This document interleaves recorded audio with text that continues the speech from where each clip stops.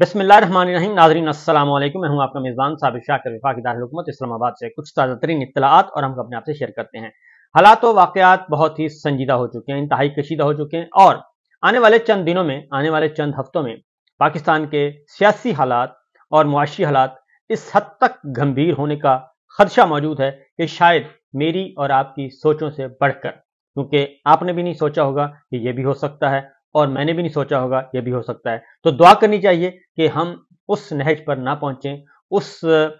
वैसे हालात से बचें कि जो कुछ होने जा रहा है और जो कुछ करने का इरादा है। उसकी वजह यह है कि कल 2 इवेंट हुए और 2 इवेंट्स में कुछ चीज़ें सामने आईं और उनके बाद फिर मामलात जो हैं वो काफ़ी ख़राब हो चुके हैं। और इमरान खान साहब, पाकिस्तान तहरीक इंसाफ, वो भी अब ये समझती है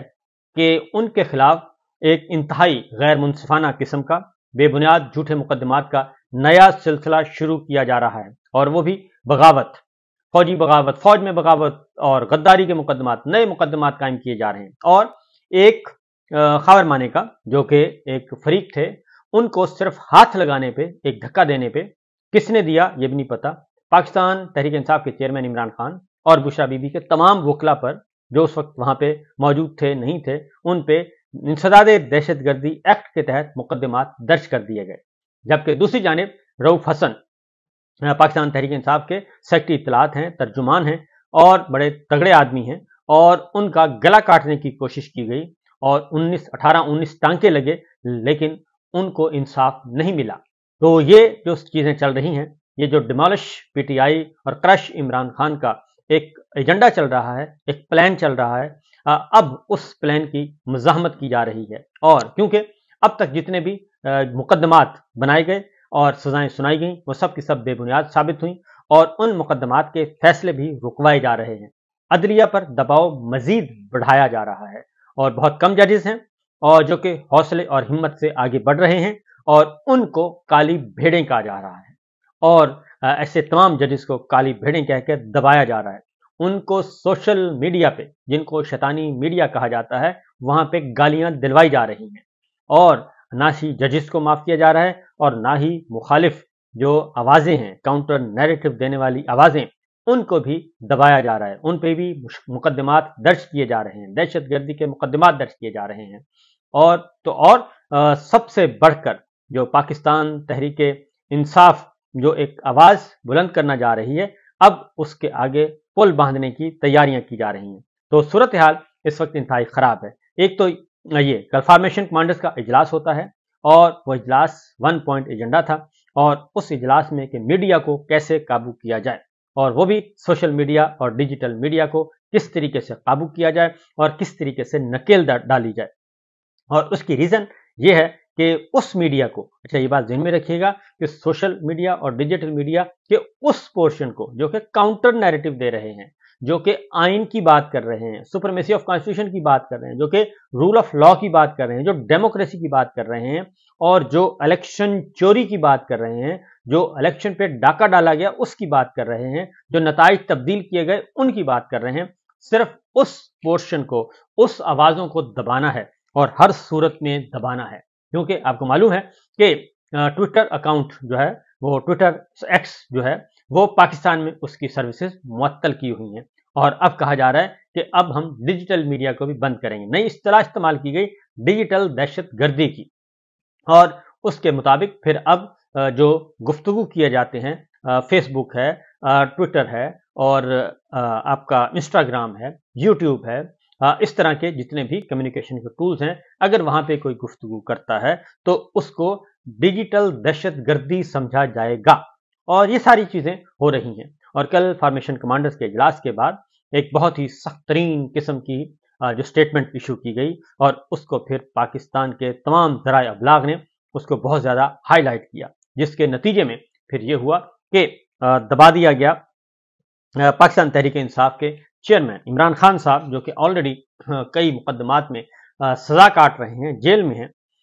उनके बारे में और उनके खिलाफ एक नया मुकदमा इनिशिएट किया गया। और जब उनके पास जेल में जाते हैं तो वो एब्सोल्यूट नॉनसेंस लिखते हैं उस पर, और क्योंकि उसमें कहते हैं कि जी आपने फौज को उकसाया है, बगावत पे उकसाया है। ये एक इंतहाई इंतहाई बोदा और बेहुदा इल्ज़ाम है, और उसमें इस तरह के मुकदमात जब आप कायम करेंगे, मखदूम जावेद हाशमी साहब पे भी ऐसा मुकदमा कायम किया था जनरल मुशर्रफ साहब ने, तो लिहाजा जब आपके पास दलील ख़त्म हो जाती है तो फिर बगावत और गद्दारी के मुकदमात जो हैं वो बाकी बचते हैं, और वही इस वक्त किए जा रहे हैं, या फिर दहशतगर्दी के मुकदमात। और शायर अहमद फरहाद, उसके बाजियाबी जो है वो बाजियाबी ऐसे हुई कि उसको कश्मीर में एक थाने में उनको बंद पाया गया, और उससे पहले वो कहाँ थे, उसका जब अदालत ने हिसाब मांगा और कहा गया कि अहमद फरहाद को पेश करें, तो इस्लामाबाद हाई कोर्ट में ये जवाब दिया गया अटॉर्नी जनरल ऑफिस यानी कि एडिशनल अटॉर्नी जनरल ने, जो कि विफाक पाकिस्तान का नुमाइंदा होता है, उसने ये कहा कि जनाब कश्मीर जो है वो फॉरेन टेरिटरी है, गैर मुल्की इलाका है, कश्मीर गैर मुल्की इलाका है। ये आला तरीन अदलिया में आज फेडरेशन ऑफ पाकिस्तान ने, और मैंडेट चोरों की हुकूमत है, आपको पता है फॉर्म 47 की हुकूमत है, उन्होंने ये स्टेटमेंट दिया। और इस स्टेटमेंट के बाद क्या नतीजा निकलेगा, ये मेरा ख्याल है कि इन्हें सोचना चाहिए। बहरहाल सूरत हाल कशीदा इस एतबार से है कि एक तरफ कल पिंडी में ये हुआ फॉर्मेशन कमांडर्स का, और बड़ी बैठक हुई, और उस बैठक के बाद ये सारा शोरगोगा उठा, और उसके बाद फिर रातों रात जो है वो मजिस्ट्रेट भी पहुंच गए और तफ्तीशी अफसर भी पहुंच गए अडयाला जेल में इमरान खान साहब के पास। उन्होंने सरीहन इनकार कर दिया, और उन्होंने कहा कि पहले वकील आएगा, उसके बाद फिर बात करेंगे। तो उसके बाद उससे दिन में क्या हुआ, इमरान खान साहब को नहीं दिखाना, इमरान खान साहब की खबर नहीं चलेगी, तस्वीर नहीं आएगी, नाम नहीं चलेगा, टिकर नहीं चलेगा, उनकी पार्टी का मौक़िफ़ उस तरह से नहीं चलेगा, उनके लोगों को बुलाया नहीं जाएगा। ये ऑलरेडी एक हुक्म सादर किया जा चुका है, और उस हुक्म के मुताबिक कल सुप्रीम कोर्ट ऑफ पाकिस्तान में देखा कि काजी साहब ने भी उस हुक्म की तामील की, और